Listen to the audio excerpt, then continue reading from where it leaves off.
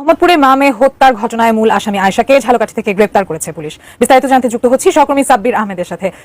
Drawing রুমে এরকম নাকি ওয়ালের সাথে এরকম উপর হয়ে আছে, আর আমার ভাইয়ের বউটা, আহা, মানুষ কত নির্মম হলে এরকম করতে পারে।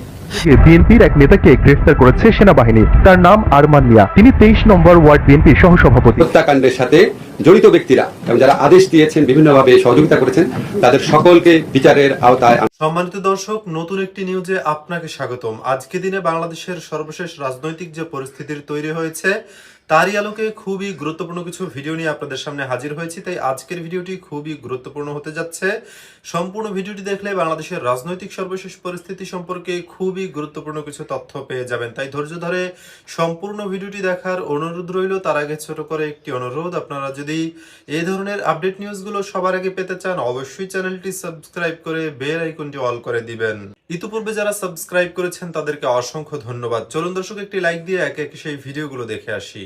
মোহাম্মদপুরে মামে হত্যার ঘটনায় মূল আসামি আয়েশাকে ঝালকাঠি থেকে গ্রেপ্তার করেছে পুলিশ।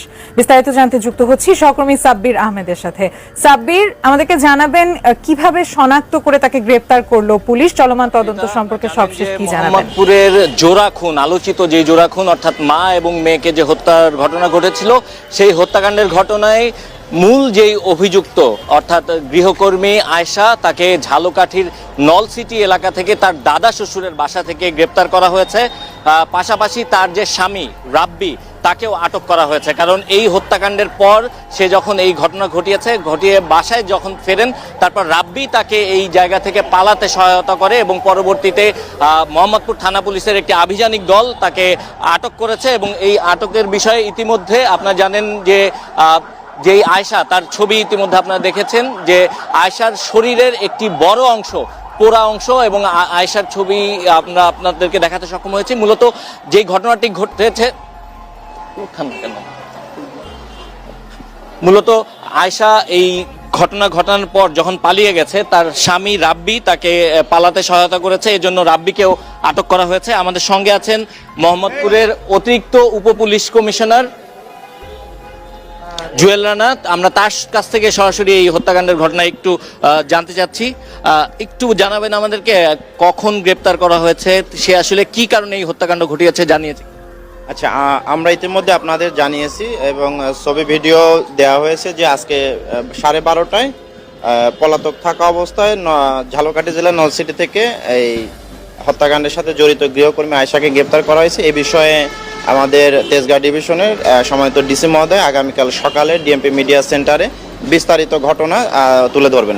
32 ইঞ্চি জেভিকো টিভি এখন মাত্র 15,000 টাকায়, সাথে পাচ্ছেন 3 বছরের প্যানেল ওয়ারেন্টি। সে যে পালিয়েছিল কি বলেছে, আসলে কি কারণে এই হত্যা? বললাম তো যে এই মুহূর্তে আমরা জাস্ট যিনি আসামি তাকে আমরা হেফাজতে নিয়ে আমরা ঢাকায় নিয়ে আসতেছি। এর বাইরে এখন পর্যন্ত আমাদের কাছে দেওয়ার তথ্য নেই। আমাদের একদম পরিপূর্ণ যে তথ্য, এটা আমরা আগামীকাল ইনশাআল্লাহ ডিসি মহোদয় উপস্থাপন করবেন।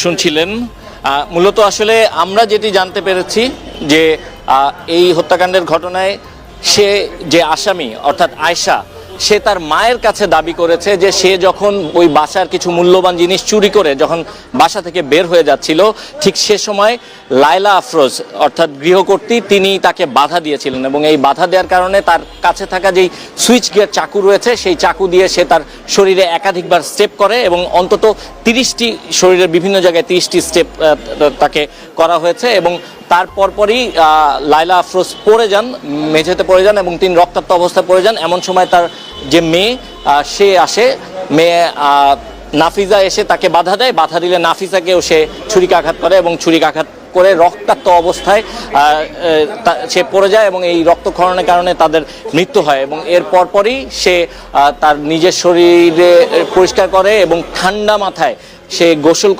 করে নাফিসার যেই পোশাক, স্কুলের পোশাক, সেই স্কুলের পোশাক পরে সে সেই বাসা থেকে পালিয়ে যায়। এবং সে সময় বাড়ির দারোয়ান যখন তাকে বাধা দেয়, সেই দারোয়ান বাধা দেওয়ার পরে সে জানায় যে সে এইখানে বেড়াতে এসেছিল এবং বেড়াতে 3 দিন ধরে সেখানে অবস্থান করছিল। তারপরে সে আসলে আর বাড়ির দারোয়ান আর তাকে কোনো প্রশ্ন করেনি, তারপর সে এখান থেকে চলে যায় এবং এখান থেকে চলে যাওয়ার পর সে পালিয়েছিল এবং পালিয়ে থাকা অবস্থায় পরবর্তীতে তার স্বামী রাব্বির সহায়তায় সে তার গ্রামের বাড়ি গতকাল রাতে মানে মৃত্যুর আগের দিন রাতে ফোন করছিল যে তার বাসার চাবি মিসিং, সে ভয় পাচ্ছে, কাজের লোক রাখছে, চতুর্থ দিন আসছে মাত্র কাজে, সে ইনসিকিউর ফিল করছে। তো আমাদের তালা চেঞ্জ করার কথা আজকেই এই ঘটনা।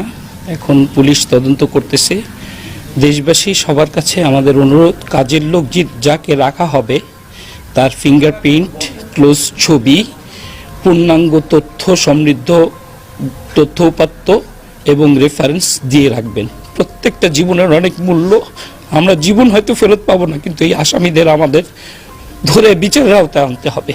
অ্যান্টিব্যাকটেরিয়াল অ্যাডিটিভ যুক্ত সেরা ওয়াটার ট্যাঙ্ক বিশুদ্ধ পানিতে ব্যাকটেরিয়া জন্মাতে দেয় না। আমার মামি এবং আমার ছোট বোন, তাদেরকে আমরা ফিরে পাবো না। তো আমরা চাই যে পুরো ঘটনাটার একটা সুষ্ঠু তদন্ত হোক এবং আমরা ন্যায় বিচার পাই।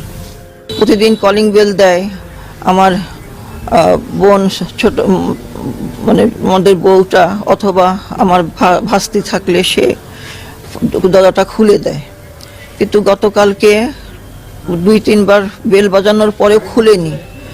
তখন আমার ভাইটা দরজাটা মানে খুলে দেখে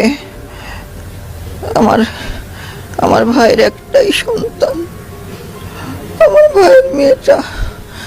ও ড্রয়িং রুমে এরকম নাকি ওয়ালের সাথে এরকম উপর হয়ে আছে, আর আমার ভাইয়ের বউটা, আহা মানুষ কত নির্মম হলে এরকম করতে পারে। আমার কিচেনের পাশে একটা রুম আছে, সেই রুমের ওখানে একটা করিডোর আছে, ওই করিডোরের কাছে আমার ভাইয়ের বউটা, আমার ছোট বোন রক্তাক্ত হয়ে পড়ে আছে। আমার ভাইটা এসে এরকম দেখে চিৎকার চেঁচামেচি। পাশের ফ্ল্যাটে 2টা ফ্ল্যাট আছে, 2 ফ্ল্যাটে ওনারা কেউ নাই, ওনারা কর্মজীবী দুজনে চলে গেছেন। পরে 8 তলার থেকে, আমার ভাইটা 7 তলায় থাকে, 8 তলার থেকে একজন বের হয়ে এসে এরকম দেখে, তখন আমার ভাস্তিটাকে কে কাই গেছিল বাবু,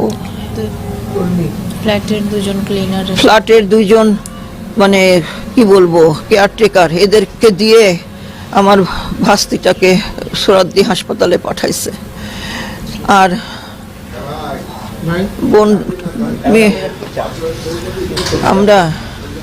আমরা আমাদের যা চলে গেছে সেটা তো আমরা আর ফিরে পাবো না, কিন্তু কেন করলো, কি ক্ষোভ ছিল, আমরা সেটুকু আমরা জানতে চাই।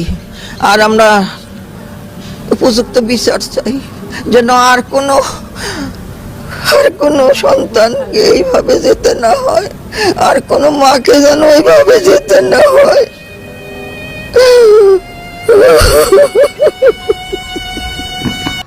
এই ভিডিওগুলো দেখছিলেন, এই সম্পর্কে আপনাদের মন্তব্য কমেন্টে লিখে পাঠাবেন। ভিডিও ভালো লাগলে চ্যানেলটি সাবস্ক্রাইব করতে ভুলবেন না। এবারের মতো এখানেই বিদায় নিচ্ছি, শীঘ্রই দেখা হবে নতুন কোনো ভিডিও নিয়ে। ততক্ষণ সকলে ভালো থাকুন, সুস্থ থাকুন। আসসালামু আলাইকুম ওয়া রাহমাতুল্লাহি ওয়া বারাকাতুহু।